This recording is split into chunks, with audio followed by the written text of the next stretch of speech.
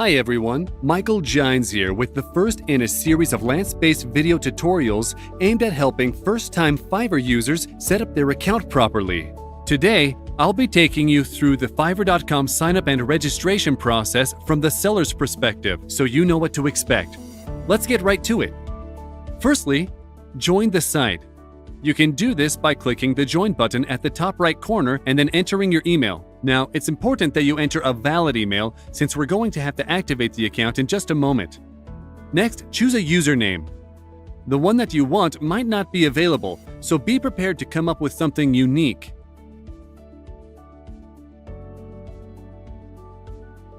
Perfect. Next, enter a password. Fiverr has a policy that says all passwords have to be at least 8 characters long and include mixed-cased numbers and letters. So once you find one that you remember, enter it and click Join. So the account is being created, but we still have to activate it.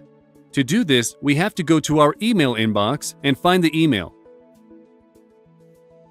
There it is.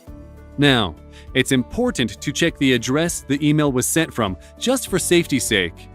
But once you're satisfied, click Activate Your Account. Fantastic! Okay, so let's begin by looking at the settings page. From here, you can add your full name, change your email address, you can go offline for a period of time if you'd like to,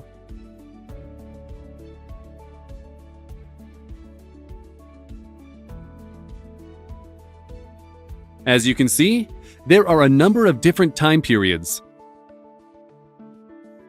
You can turn vacation mode on or off, which lets potential clients know that you'll be unavailable for a while.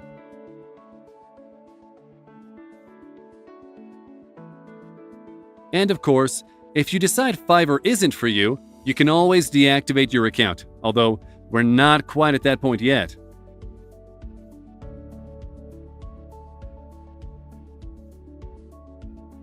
So, let's take a look at our profile. It's a little bare, isn't it? So let's start by adding a photo. Great! Now, we can add a tagline for ourselves. Hopefully, something a little more original than this. Click Update. Perfect!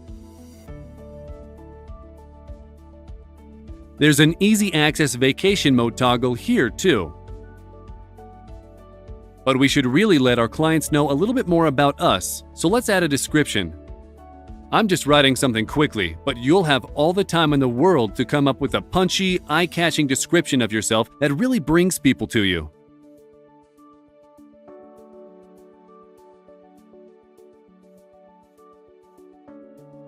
Now, if you speak a language other than English, you can add that in here, and you can also select your level of familiarity with the language.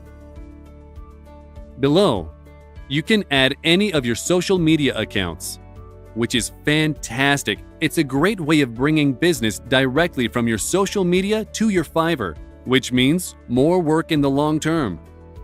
So, here you can add any skills that you might have.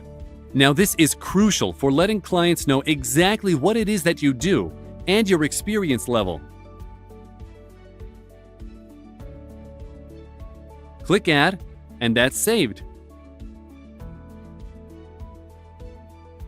You can also select your education by selecting the country that you're from and the university you went to. Here, I just selected a random country, but obviously it's really important in your actual account that you only select the truth.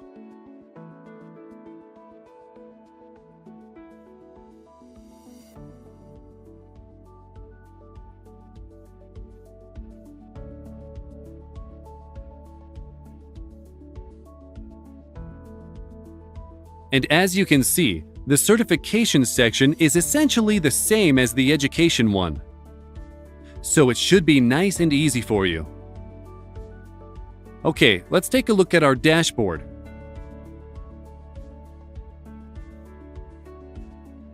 Now, this is essentially a hub for all of your pending tasks, but notice the tabs at the top. we're going to take a look at the Manage Requests tab. Now this part is more for people looking for a service, but it's definitely a good idea for you to get to grips with it as well as a seller. Now in this box, a client types in what exactly they're looking for. They can select the kind of job that they're looking for from the category, and they can further refine it if they feel like it.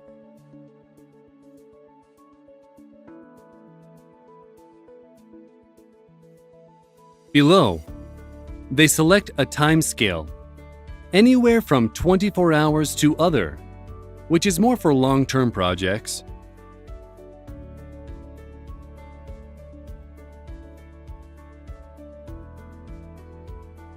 At the top here, we're going to go into My Contacts.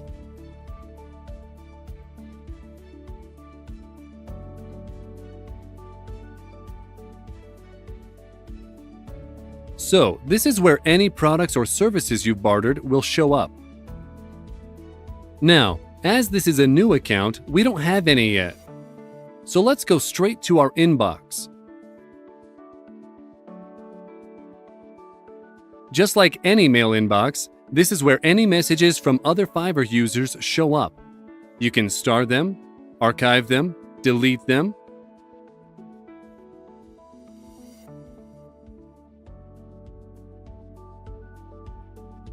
or tag them with follow-up or nudge.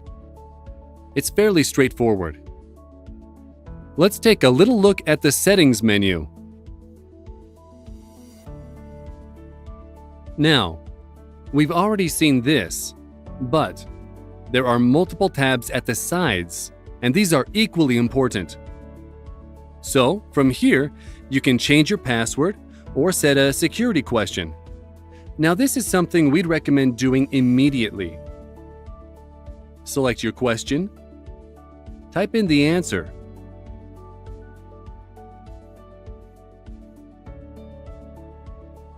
and click Submit once you're done.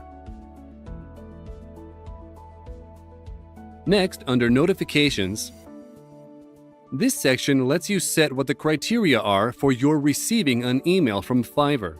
If somebody messages your inbox, orders something, or if the status of an order changes, you'll get an email. You can also enable or disable real-time notifications or sound effects. Once you click Save Changes, you're done.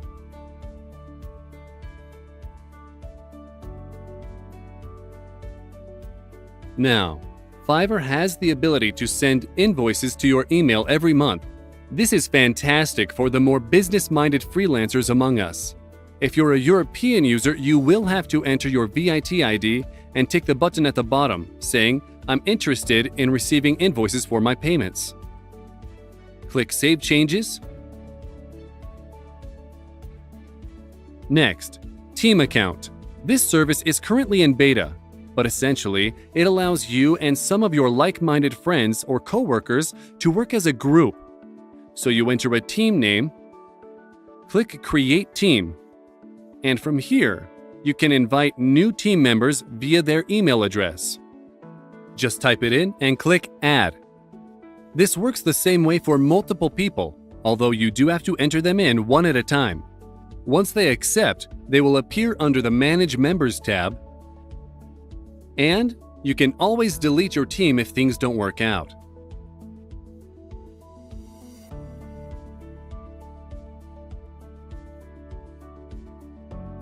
What about the community?